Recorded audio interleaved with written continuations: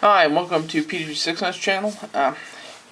This is going to be a little video about things with a shotgun that'll get you killed.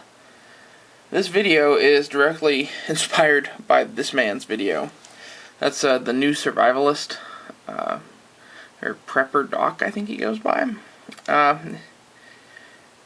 I really don't like this guy to begin with. That's why I'm picking on his video. There are a whole lot of videos like this. You can go find them anywhere on the internet. There's two big things they always talk about, and I'm going to talk about a third that he mentions. The first one is pistol grip shotguns are great for home defense. That is complete and total bullshit. All shotguns should have stocks. Period. Why? Well, because if you're shooting birdshot at the range with a pistol grip, you'll probably think, wow, that kicks a lot, I'm having fun, whatever. You know, go watch Hickok 45's video with a pistol grip shotgun. About like that. I think he actually did shoot some full power stuff too, but that's a subject for another day. He's a very experienced shooter, and he likes high recoiling guns. When you shoot full power buckshot and slugs out of a pistol grip shotgun, most people are only going to shoot them once, and they're going to drop it. Because it's basically like sitting your hand on the desk like this. I'm trying to see if I have a hammer. I have a Makarov. And hitting it with a hammer right there in the palm. Okay? That's exactly what it's like, in case you've never done it. And not like a tack hammer. I'm talking about like a 3-pound shop hammer. Just smacking you as hard as you can swing it in your palm. That's what a slug feels like. I shot 3 full power rounds out of my Mossberg 590 with the pistol grip it came with. And the first one, I was like, holy shit, that kicked a lot. Second one, the same reaction, and I almost dropped it. The third one, I couldn't feel my hand anymore. After that, I pretty much came to the conclusion, no shotgun should be without a stock if you're going to use it seriously, for self-defense, whatever. And it's not just me saying this, guys. Go watch videos on shotguns from anyone who knows what they're talking about. Go watch Nothing Fancy, James Yeager, hell, name somebody other than Hickok 45 who has advocated using a pistol grip shotgun, who knows what they're talking about. Like I said, Hickok's kind of a weird combo thing. He shoots 500 Smith & Wesson Magnums to begin with. Let's start there. And he didn't even put that many rounds through one. I think he shot 1 or 2 slugs out of it. It's not very sound. It's not a sound practice to shoot full power rounds out of a pistol grip shotgun. Don't do it. You won't get off the number of rounds that you would need to get off to defend yourself. Because chances are it's not one. Then whoever's coming after you will take that shotgun away from you and beat you to death with it. Or shoot you if you still have shells in it. The next myth he talked about was that this is the biggest deterrent to crime. That you do that in your home and the burglars will just run away, or the home invaders, whoever they are, they'll just turn tail and run. That's bullshit. Quite frankly, I mean, yeah, that is, a scary noise, whatever. Woo. But you know what scares away burglars more? You shooting a 12 gauge a couple of times at them. That makes people really run the fuck away. I don't think I've ever seen, in real life or on video, anyone ever standing, still while being fired at with a 12 gauge.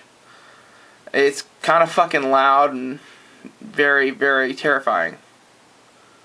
No one's going to stick around for that. They're going to start running, pretty much. Maybe not out the door, but at least to cover. No one's smart And even most stupid people aren't just going to stand there and let you shoot at them. You know, maybe they're on drugs or something, I don't know. But it's not a good idea to, you know, leave the chamber unloaded. That's pretty much a leftover from what the police were taught in the 50s and 60s when they were carrying around shotguns that weren't drop safe. Which, actually, I think Mossberg 500s and 870s and 590s still aren't drop safe, so if you want to keep one out of the chamber for that reason, I'd say, yeah, go ahead. But don't do it thinking it's some sort of, you know, Billy Badass thing to rack the shell in right before you shoot somebody. If you give me the time to for you to rack a shell into a shotgun from the time I see you, you're probably going to get shot. I mean, it takes a few seconds to pump that shotgun, and I think an average draw time is, what, a couple seconds before I'm sailing rounds into you with a handgun. It's not smart. You come loaded for bear, and when you see someone, you shoot them. It's pretty simple. The next thing he talked about in that video that I disagree with, partially, I agree with it, but not for the reasons he was talking about, was that guns with barrels like this, that's a 26-inch bent rib bird barrel. He said guns like that are useless for home defense because the end of the barrel will get there 2 days before you will, and the attacker will grab the end of it and take it away from you. That's bullshit.